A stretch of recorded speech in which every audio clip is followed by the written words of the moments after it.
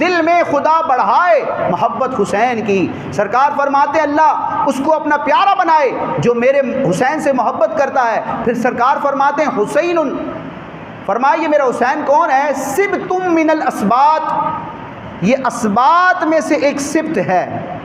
اچھا، سبت کا ایک معنی عربی میں ہوتا ہے نواسا، یہ حضور کے نواسے، اسی لیے ان کو سبت رسول کہا جاتا ہے۔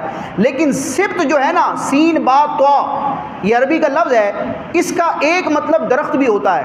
مفتی احمد یار خان نعیمی رحمۃ اللہ تعالیٰ علیہ نے میرات المناجی میں اس حدیث کی شرح میں ذکر کیا کہ سبت اس درخت کو کہتے ہیں جس کی جڑ ایک ہو، شاخیں بہت ساری ہوں۔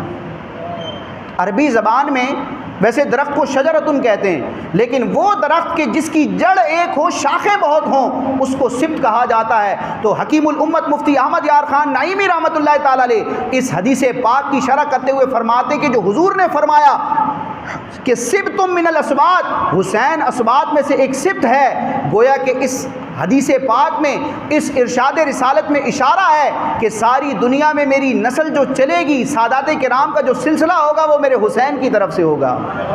آج دیکھیں سادات جو سید حضرات ہیں، ان کا اگر آپ شجرہ دیکھیں تو سید دنیا میں دو طرح کے پائے جاتے ہیں آل رسول، یا تو وہ امام حسن کی نسل سے ہیں جو حسنی سید کہلاتے ہیں، یا پھر وہ امام حسین کی نسل سے ہیں کہ جن کو حسینی سید کہا جاتا ہے۔ دونوں آل رسول ہیں، دونوں فاطمہ الزہرا کے شہزادوں حسنین کریمین کی اولاد اور آل مصطفیٰ ہیں۔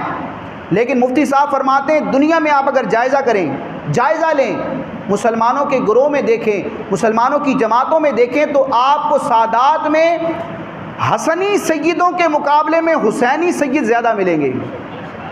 اب یزید تو معاذ اللہ اور ابن زیاد اور جتنے بھی یہ کم بخت تھے اور جتنے بھی یہ ظالم اور بدنصیب اور بدبخت لوگ تھے جنہوں نے واقع کربلا میں یہ قیامت تھوڑی، یہ ظلم ڈھایا، یہ تو شاید یہ سمجھتے تھے کہ ان کا معاذ اللہ نام و نشان مٹ جائے گا، لیکن معاملہ تو اس کے برعکس ہوا۔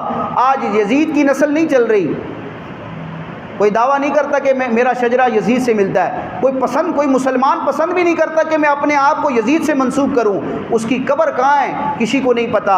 لیکن الحمدللہ آج بھی ذکر حسین جاری ہے، آج بھی اولاد حسین الحمدللہ مسلمانوں کو اپنی برکتوں سے نواز رہی ہے۔ تو وہ تو مٹانے کے لیے آئے تھے، لیکن معاملہ تو الٹا ہو گیا، ان کا نام و نشان مٹ گیا۔ ایک شاعر کہتا ہے مسلم جو ان کو مٹانے آئے وہ مٹ گئے، مسلم کی شاعر کا تخلص ہے، مسلم جو ان کو مٹانے آئے وہ مٹ گئے، زندہ رہے گا نام ہمیشہ حسین کا۔ تو آپ دیکھیں سادات کرام میں حسینی سید زیادہ ملیں گے، یہ مقام ہے امام حسین کا۔ یعنی اللہ تعالیٰ نے اپنے محبوب علیہ السلام کی نسل کو، سیدوں کے شجرے اور نسب کو جاری رکھنے کے لیے جن ہستیوں کا انتخاب فرمایا وہ تمام اولاد مصطفیٰ میں امام حسن اور امام حسین ہیں۔ اور ان دونوں صاحبزادگان میں بھی زیادہ اولاد جن کی دنیا میں پھیلی سادات میں وہ حسینی سید ہیں، سید الشہداء امام حسین کی اولاد سے ہیں۔ یہ آپ کا مقام و مرتبہ ہے۔